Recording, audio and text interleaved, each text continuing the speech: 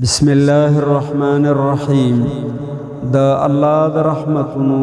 په سلسله کې اتم لمبر دی تا ورسیدلو چې کله مخلوق کې زړه موجودی په مخلوق باندې نو د الله عز وجل د خوابه په دغه نرم زړی انسان باندې رحمتونه نازلیږي نو اتم سبب د اسباب د نازلېدلو د رحمت اغا رقت القلب او د زړه نرمی ده په دې باره کې یو روایت نقل ده چې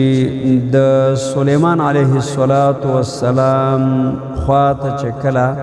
په دویم ځل باندې قضیه او فیصله راغله چې دوه ښځې غره ته تللې وې د دواړو سره ماشومان بچیانو دوی لرګي راټولول چې لیوه راغی او د یوې بچی ویوړه بچی وړی و د غټې ښځې او د وړې بچی په ځای پاتې و دوی دواړه چې راغلې دا دواړه ښځې نو غټې ښځې حمله وکړه ماشوم یې واخیست چې دا زما دی او ستا ماشوم یې وړی دی نو په دې کې سلیمان علیه السلام ته دا قضیه مخې ته راغله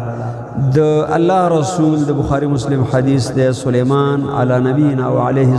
السلام ویل یو چونکی یا چاړه راوړئ دا ماشوم دوه ځای کومه نو هغه حکیم انسان او په وحی ورته معلومه شوې وه یا به د الله د لورې هغه ته اشاره ورکړی شوې وه نو په دې کې کشرې ښځې وویله چې الله دې په تا ورحمیږي ماشوم مه دوه ځایه کوه ټول دې له ورکه د دغې دي شي لا تفعل یرحمک الله دا کار مه کوه الله دې په تا ورحمیږي نو سلیمان علیه السلام هغه بله ښځه وګړوله هغه ویله هو دوه ځایې که ماله دې خپله برخه راکړه نو دا خو څه د قصابۍ غوښه نه وه چې دوه انډې به شي او یو د وي یو د بل په ماشوم وجنې سره غوڅونې سره خو ماشوم مړ کیږي نو د الله نبی سلیمان علیه السلام چې د کشرې ښځې ترحم په خپل بچی باندې ولید ویل دا هم ستا ماشوم دی زه دا واخله ولاړه شه نو نرموالی د زړه هر هغه شی دی چې په هغې باندې د الله عز وجل رحمتونه وریږي د دې وجه نه نهم سبب دا دی چې شقوة القلب یا د زړه سختي مانع ده د الله د رحمتونو هغه څوک د الله د رحمتونو وړ او لایق نه دی چې هغه شقي القلب او د ډېر خبیث او د کرکجن او دارنګې د ظالم زړه خاوند دي فرمایي نبی صلی الله علیه وسلم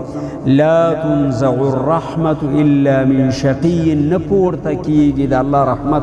مگر د بدنصیب او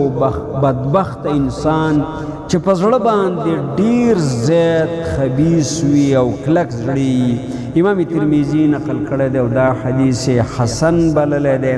او دې ته پکې اشاره ده چې مؤمنانو دا چې موږ ټول د الله د رحمتونو محتاج یو لاره د حاصلولو دا ده چې زړونه نرم کو او د الله د ذکر سره وجاړو د الله د کتاب سره وجاړو د مظلومانو مسلمانانو په حال باندې الله عز وجل ته وجړیږو په خپلو ګناهونو الله ته وجړیږو نو الله به رحمتونه را باندې نازل کړي الہ العالمین په ټولو ورحمیږي او ټولو ته رحمتونه ستا ورسوي امین یا رب العالمین صلی الله تعالی علی نبینا محمد وعلى آله وصحبه اجمعین